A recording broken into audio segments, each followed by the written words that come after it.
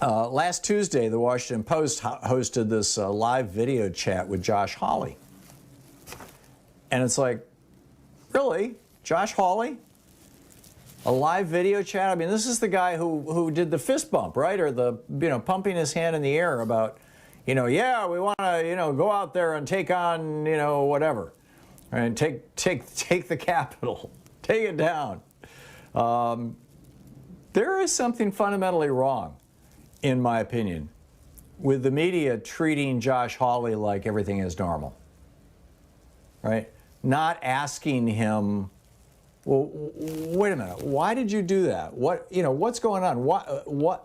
Why is it that that nobody's holding this guy accountable? And it's not just the Post. This is he has a new book out about the tyranny of big tech, and so the Washington Post is asking him about his book, but and his supposed reputation for, quote, for taking on the big and powerful to protect Missouri workers as a fierce defender of the Constitution. Right. This is the guy who tried to assault the Constitution.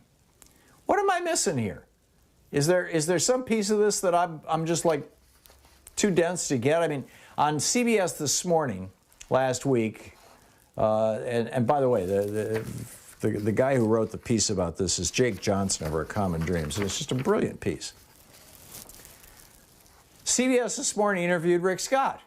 Rick Scott is, not only was the head of the healthcare company in Florida that was accused and then convicted of the largest Medicare fraud in the history of the United States. He took his money and he ran with that money and used that money to become governor of Florida, and now he's the senator from Florida. And I guarantee you in 2024 he will be one of the nominees, one of the candidates for president of the United States on the Republican side, if Donald Trump doesn't succeed in pushing everybody out of that race. But he was also one of the guys who was a big enthusiast for overturning the election and keeping Donald Trump in the White House. Rick Scott, this multimillionaire from Florida, the healthcare scam guy. And he was interviewed on CBS This Morning. And they didn't ask him a single question about why do you support sedition? Are you, sir, still a traitor? What's going on here? Ted Cruz, Ron Johnson, Kevin McCarthy, these guys all regularly appear on television, and the first question is never, are you still a traitor, sir? Do you still support sedition? What's happening to our media? See, this is the process. We had a lot of conversations about this back in the early Trump years. Actually, even in 2016, during the primary and during the general election, was this idea of normalization, of normalizing the things that under other circumstances we would be shocked by, we would be horrified by. The president talking about, oh yeah, no, I didn't rape that woman, she's not good enough for me. I mean, Trump's essential argument in the E. Jean Carroll case, where she's accusing him of rape, and his answer was, she's not my type. Right? Not worthy of raping. I mean, can you imagine if Barack Obama had said that? And that's like one thing out of 500. And now we have sedition. Now we have actual treason, an actual attempt to overthrow the government of the United States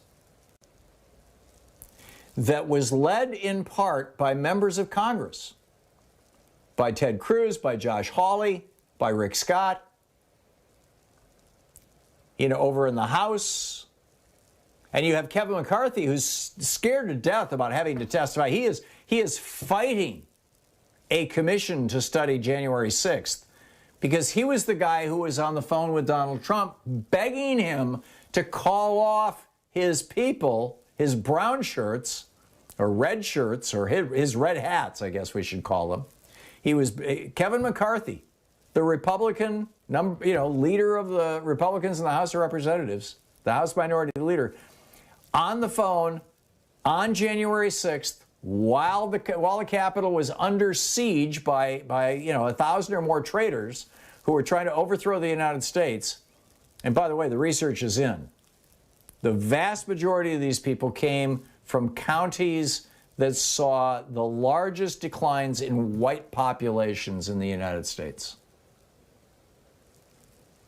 This is all about white supremacy and the great replacement theory that Tucker Carlson is promoting over on Fox so-called news. As it was in 1861. It's all about white supremacy. And nobody's asking these white guys who are supporting this white supremacist coup, who supported an attempt to overthrow the United States, who supported open treason against the United States. Why are you still in Congress? Why are we talking to you about big tech, Senator Hawley? Shouldn't we be talking about treason? I mean, what am I missing here? Was there like something that happened in the media that just all of a sudden it's like, oh, well, you know, this is no big deal? How did this become normalized?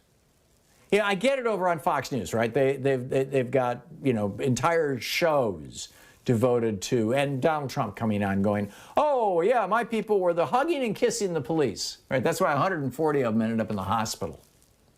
3 of them dead. Because Trump's people were hugging and kissing them.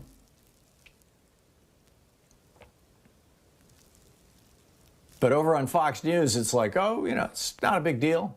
It's all good. Nothing to worry about. On right-wing hate radio, oh, you know, those are some patriots worried about the future of America. Right.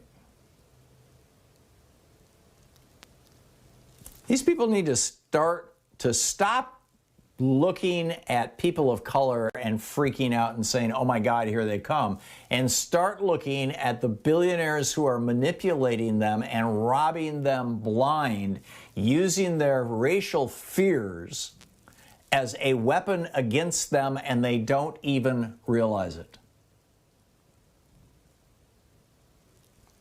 They do not realize the extent, the level to which they are being manipulated by these people. And I think it's an American tragedy. I don't have a better phrase to describe it. I think it is literally a tragedy. But I guess the question is, why is the media not treating these insurrectionists as criminals or as alleged criminals at the very least? You know, Senator Hawley, it's alleged that you committed treason or that you supported treason or sedition. Let's talk about that. It's not happening. What the hell's going on?